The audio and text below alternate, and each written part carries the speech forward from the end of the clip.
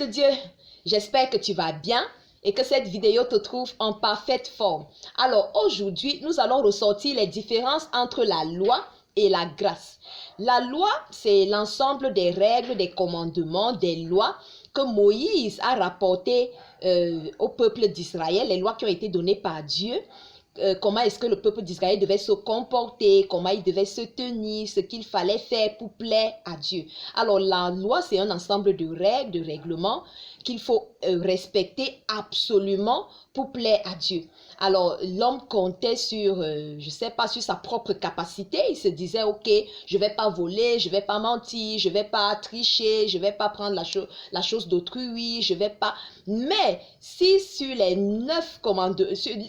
10 commandements, il respectait 9 commandements et qu'il n'arrivait pas à respecter un seul, il avait échoué sur toute la ligne. C'est-à-dire qu'un seul commandement que tu ratais sur les 10 te disqualifiait automatiquement et tu étais pécheur. Il n'y avait rien à faire pour toi. Tu étais pécheur, tu étais considéré comme pas juste du tout, d'accord? Maintenant, la grâce arrive avec Jésus. La grâce arrive avec Jésus. La loi te demande de faire les efforts de plaire à Dieu. Tandis que la grâce te dit, ok, Dieu t'aime.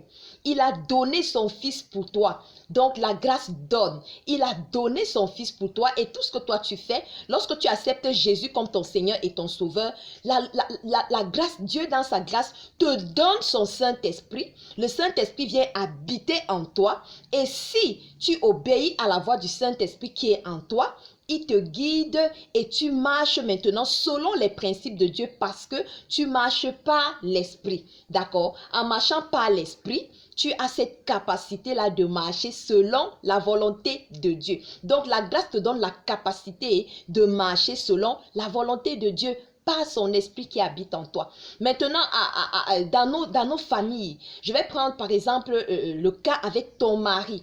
Regarde, il faut savoir que lorsque tu es né de nouveau, tu es sous la grâce. Tu ne dois plus agir comme si tu étais sous la loi. Alors, lorsque ton mari a commis une erreur, d'accord, comment est-ce que tu te comportes?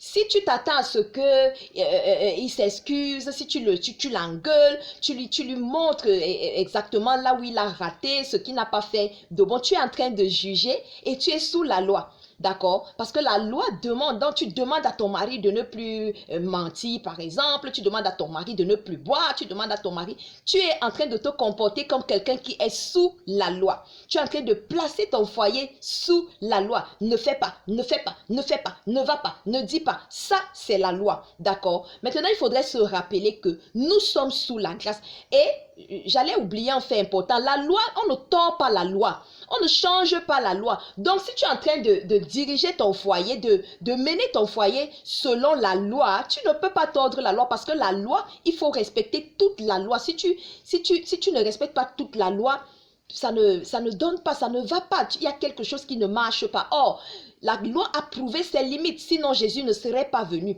Or, nous sommes déjà sous la grâce. Il faut savoir que nous sommes sous la grâce. Qu'est-ce que la grâce fait? La grâce te donne la capacité de faire ce que tu peux faire. Prenons le cas d'un enfant, par exemple. Tu as un enfant difficile, tu as un enfant têtu, tu as un enfant récalcitrant. Au lieu de lui montrer ce qu'il n'arrive pas à faire, au lieu de le juger, au lieu de le condamner, au lieu de le mettre sous la loi, pourquoi tu ne fais pas ci? Pourquoi tu ne fais pas ça? Tu ne peux pas faire comme tel. Rappelle-toi que tu es sous la grâce.